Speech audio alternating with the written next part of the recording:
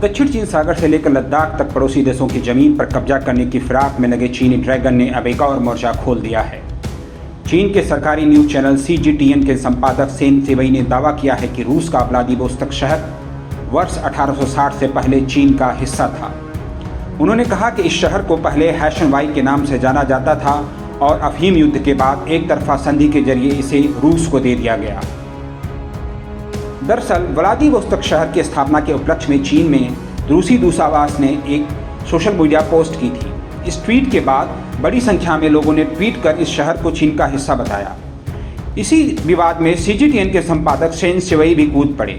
उन्होंने कहा कि रूसी दूतावास के इस पोस्ट को चीन के सोशल मीडिया वेबसाइट वीबो पर पसंद नहीं किया गया है। सेवई के ट्वीट से मित्र रूस को लेकर चीन में मन में चल रही उसकी कठोर योजना अब उजागर हो गई है। यहाँ यह जानना जरूरी है कि चीन में जितने भी मीडिया संगठन हैं सभी सरकारी हैं। इसमें बैठे लोग चीनी कम्युनिस्ट पार्टी के इशारे पर कुछ भी लिखते और बोलते हैं। रूस का व्लादिवोस्तोक शहर प्रशांत महासागर में तैनात उसके सैन्य बेड़े का प्रमुख बेस है। रूस के उत्तर पूर्व में स्थित यह शहर प्रिमोर्स्की क्राय राज्य की राजधानी है। यह शहर चीन और उत्तर कोरिया की सीमा के नज़दीक स्थित है। व्यापारिक और ऐतिहासिक रूप से व्लादिवोस्तोक शहर रूस का सबसे अहम शहर है। रूस से होने वाले व्यापार का अधिकतम हिस्सा इसी पोर्ट के जरिए होता है।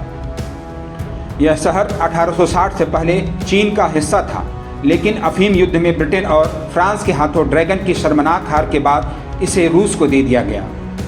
वर्ष 2008 में सीमा विवाद को सुलझाने के लिए रूस और चीन में संधि हुई। तभी से दोनों देशों के बीच आपसी सहमति है। विशेषज्ञों का मानना है कि व्लादिवोस्तोक शहर और उसके आसपास का इलाका भू राजनीतिक टाइम बम पर बैठा है और इसको लेकर कभी भी रूस और चीन के बीच युद्ध हो सकता है।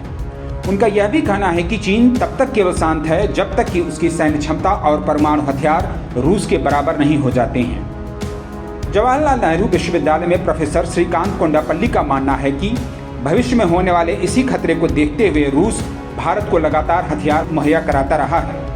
रूस का मानना है कि इससे शक्ति संतुलन बना रहेगा। दरअसल रूस के लिए चीन के साथ संबंध दोधारी तलवार की तरह से है। चीन रूस के इस अविकसित इलाके को विकसित करने के लिए $10 अरब का निवेश कर रहा है। इस निवेश से रूस चीन की दोस्ती बढ़ने के बजाय वहां पर तनाव बढ़ता जा रहा है। चीन के भारी भरकम निवेश की वजह से बड़ी संख्या में चीन के मजदूर इस इलाके में आ रहे हैं। इससे चीन को लेकर इलाके में डर बढ़ता चला जा रहा है।